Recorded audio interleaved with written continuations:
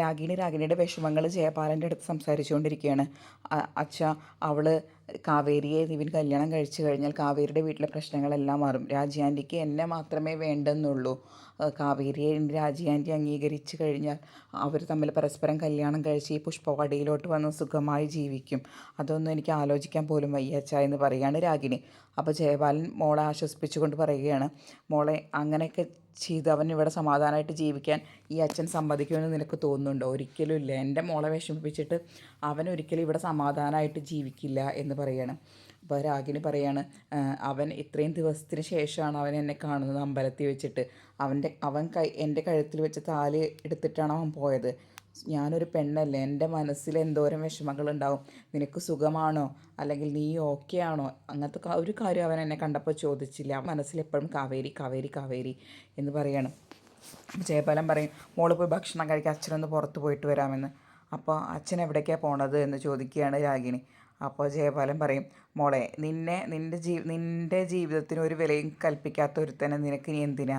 അവൻ ജീവിച്ചാലെന്താ മരിച്ചാലെന്താ, നീ അതിനെക്കുറിച്ച് ആലോചിക്കേണ്ട. അപ്പോൾ രാഗിണി പറയും, അച്ഛൻ അവനെ ഒന്നും ചെയ്യരുത്, നീ അത് ആലോചിച്ച് വിഷമിക്കേണ്ട മോളെ എന്ന് പറഞ്ഞിട്ട് ജയപാലൻ അവിടെ നിന്ന് ഇറങ്ങിപ്പോവാണ്. നിവിനെ അന്വേഷിക്കാൻ വേണ്ടിയിട്ടാണ് ജയപാലൻ പോകുന്നത്.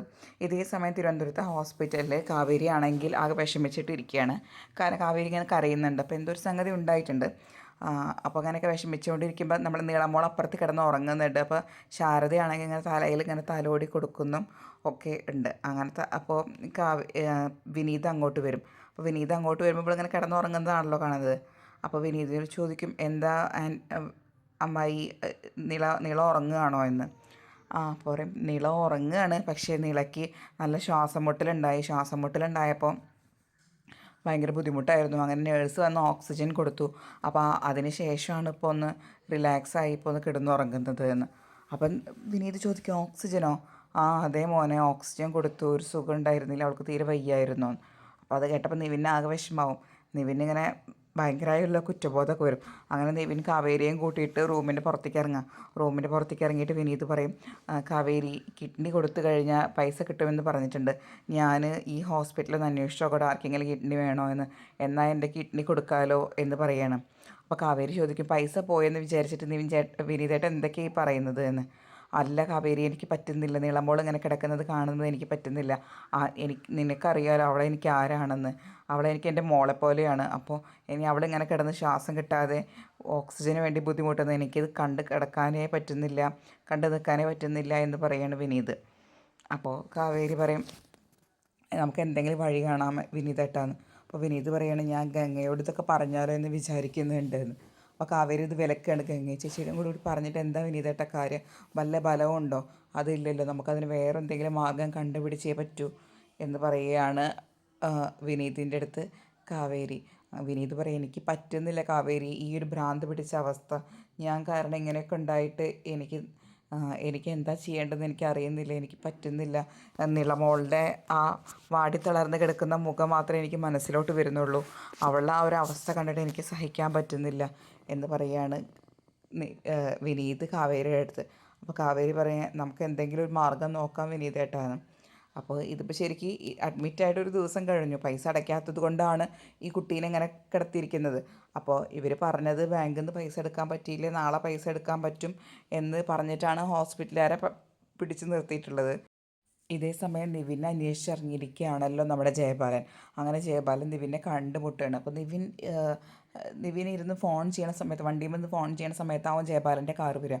അപ്പോൾ നിവിൻ്റെ മുഖത്തോട്ട് ഇങ്ങനെ ലൈറ്റ് അടിക്കുമ്പോൾ നിവിൻ ഇങ്ങനെ കണ്ണ് ചിമ്മി നോക്കുമ്പോൾ ജയപാലനായിരിക്കും. അപ്പോൾ നിവിൻ ഇങ്ങനെ അന്തം വിടും. അപ്പോൾ ജയപാലൻ ചോദിക്കും, നീ തിരുവനന്തപുരത്ത് വെച്ച് എന്നെ കണ്ടപ്പോൾ ഉള്ള ഷോക്കാവൂല്ലേ എന്ന് പറയുകയാണ് ജയപാലൻ. അപ്പോൾ നിവിൻ അല്ലെങ്കിൽ അമ്മാവൻ എന്തിനാണ് എന്നെ അന്വേഷിച്ച് നടക്കുന്നത് എന്ന്. നിന്നെ അന്വേഷിച്ച് നടക്കുന്നത് എന്താ, എൻ്റെ മോളെ നിനക്ക് കെട്ടിച്ചേരാൻ എന്നൊക്കെ ജയപാലൻ പറയണം. എന്നിട്ട് അപ്പോൾ നിവിൻ പറയും, നിങ്ങളുടെ മോളെ കെട്ടാൻ എനിക്ക് ഒരു താല്പര്യവും ഇല്ല. നിങ്ങളുടെ മോൾക്ക് ഭ്രാന്ത്. അത് നിങ്ങൾക്കും നിങ്ങളുടെ മോൾക്കും ഒഴികെ ബാക്കി എല്ലാവർക്കും മനസ്സിലായിട്ടുണ്ട്. പിന്നെ കല്യാണം കഴിച്ചു കൊടുക്കാൻ പ്രാപ്തിയില്ല വെച്ചെങ്കിൽ, അതായത് കല്യാണം കഴിക്കാൻ അവൾ തയ്യാറാവുന്നില്ല വെച്ചെങ്കിൽ വല്ല കയറിൽ കുരുക്കിട്ടിട്ട് വല്ല കഴുത്തിൽ കെട്ടി അങ്ങനെ എന്തെങ്കിലുമൊക്കെ ചെയ്യും. അല്ലാണ്ട് ആ കുരുക്ക് എൻ്റെ കഴുത്തിലോട്ട് നീക്കാമെന്ന് വിചാരിച്ച് നിങ്ങൾ ഇങ്ങോട്ട് വരണ്ട എന്ന് ജയപാലനോട് പറയാണ്. അപ്പോൾ ജയപാലനത് വല്ലാത്ത ഇൻസൾട്ടാവും. കാരണം മോളെ കുറിച്ചിട്ടാണ് പറയുന്നത്.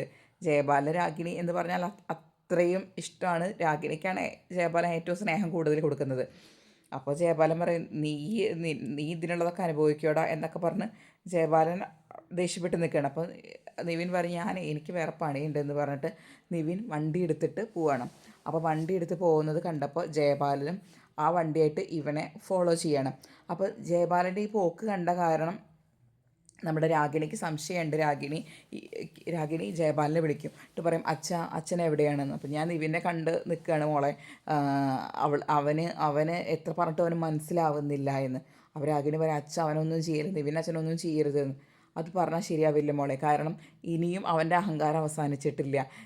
എൻ്റെ മോൾക്ക് ഇനി ഒരു ജീവിതം കിട്ടണമെങ്കിൽ അത് നിവിൻ്റെ ചിതയിൽ ചവിട്ടിയാൽ നിനക്ക് ആ ഒരു ജീവിതം കിട്ടുള്ളൂ. അതുകൊണ്ട് ഈ ചാപ്റ്റർ ഞാൻ ഇന്ന് അവസാനിപ്പിക്കാൻ പോവുകയാണെന്ന്. അപ്പോൾ രാഗിണി പറയും, അച്ഛനൊന്നും ചെയ്യല്ലേ, അവനെന്തെങ്കിലും ചെയ്ത് കഴിഞ്ഞാൽ അതെനിക്ക് ആലോചിക്കാൻ പറ്റുന്നില്ല എന്ന് പറയണം. അപ്പോൾ ജയഭാരൻ പറയും, നീ മോളെ ഫോൺ വെച്ചേക്ക്, ഇനി എന്നെ വിളിക്കണ്ട എന്ന് പറഞ്ഞ് ജയഭാരൻ ഫോൺ കട്ട് ചെയ്യുകയാണ്. എന്നതിന് ശേഷം നിവിൻ്റെ പിന്നാലെ നിവിനെ ഫോളോ ചെയ്ത് നടക്കുകയാണ്. അപ്പോൾ ഇതേ സമയം തന്നെ നമ്മുടെ രാഗിണിയും അവനെ ഫോളോ ചെയ്തിട്ട്, അതായത് ഇവൻ അന്വേഷിച്ച് വരുന്നുണ്ട്. കാരണം ജയപാലൻ ഇവനെന്തെങ്കിലും ചെയ്ത് കഴിഞ്ഞാൽ രാഗിണിക്ക് അത് സഹിക്കാൻ പറ്റില്ല. അപ്പോൾ രാഗിണിയും അവനെ അന്വേഷിച്ചിട്ട് പിന്നാലെ നടക്കുന്നുണ്ട്. അങ്ങനെ അപ്പോൾ നിവിൻ ബൈക്കായിട്ട് ഇങ്ങനെ പോയിക്കൊണ്ടിരിക്കുകയാണ്. ബൈക്കായിട്ട് പോയിക്കൊണ്ടിരിക്കുന്ന സമയത്ത് ജയപാലൻ ഇവനെ ഫോളോ ചെയ്ത് ഒരു ഗ്യാപ്പ് കിട്ടുമ്പോൾ എന്തെങ്കിലും ചെയ്യാമെന്ന് വിചാരിച്ചിട്ടാണ് നിൽക്കുന്നത്. അപ്പോൾ നിവിന് മനസ്സിലായി നിവിനെ ആരോ ഫോളോ ചെയ്യുന്നുണ്ടെന്ന്. അങ്ങനെ ഒരു ആളൊഴിഞ്ഞ സ്ഥലത്തെത്തിയപ്പോൾ എന്ത് ചെയ്യും, ജയപാലൻ നിവിനെ തട്ടിയിടുകയാണ്.